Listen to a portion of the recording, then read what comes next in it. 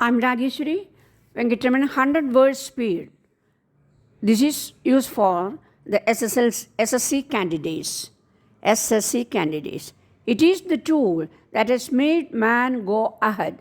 The tool being in effect an extension of his hands and feet. The tool is now becoming an extension of his brain too, because the modern tool is not merely a physical tool but a brain tool. In other words, tools are really an extension of man's capacity to do things, whether it is fine craftsmanship or big machines or big industry. It is the tool that man has that matters. It is with tools that he can harness steer power or electric power or atomic power and use nature's with advantage. The measure of the advance of a community is the type of tools it uses. Tools, of course, can be of all types, and tools can be used for good as well as bad purposes. But one must not get his thoughts mixed up and form the idea that a tool is bad when it may happen that a person has not been properly trained or brought up and uses that tool with an evil intention. Atomic energy can be used with enormous advantage and benefit to the world.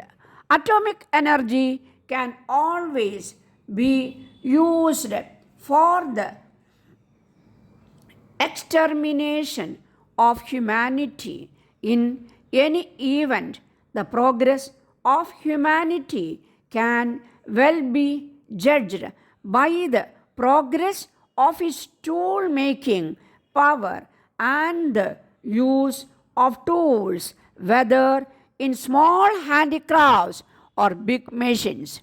It is important that human beings should be so conditioned, trained, and developed as to use the tool for right purposes and not for wrong. Again, if you look at the various countries of the world, those that are called developed and those that are at present undeveloped, the differences is in the use of tools.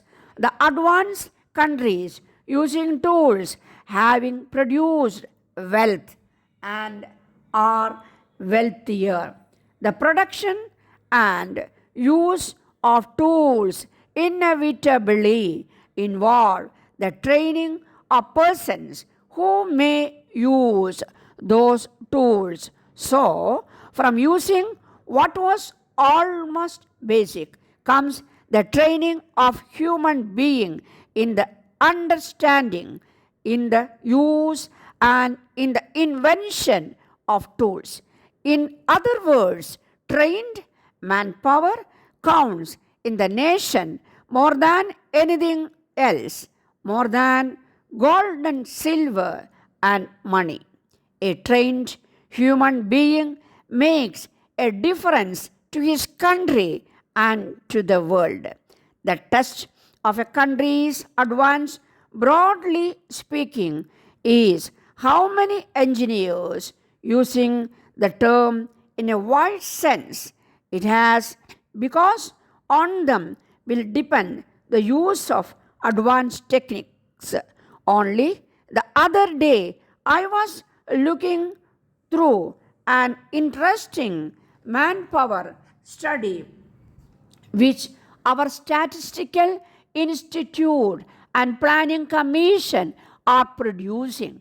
Thus far, we had lists which were not complete or adequate, but nowadays we are trying to approach this problem or scientifically.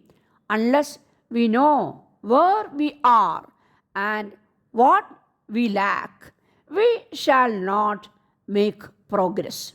It is a question not only of training people but of seeing that they fit in that they are assured work, and that the community is assured that it can profit by them. When a person is trained and has no work, it is frustrating for him and wasteful for the community, because training costs the community money. We have to see that the training which we are going to give does not end in a blind lane, but leads to creative and profitable work. It should not be like the literary training we give now in our universities, which often leads to a dead end and is a gamble. We all know that we are passing through a very important and difficult period in our national development. We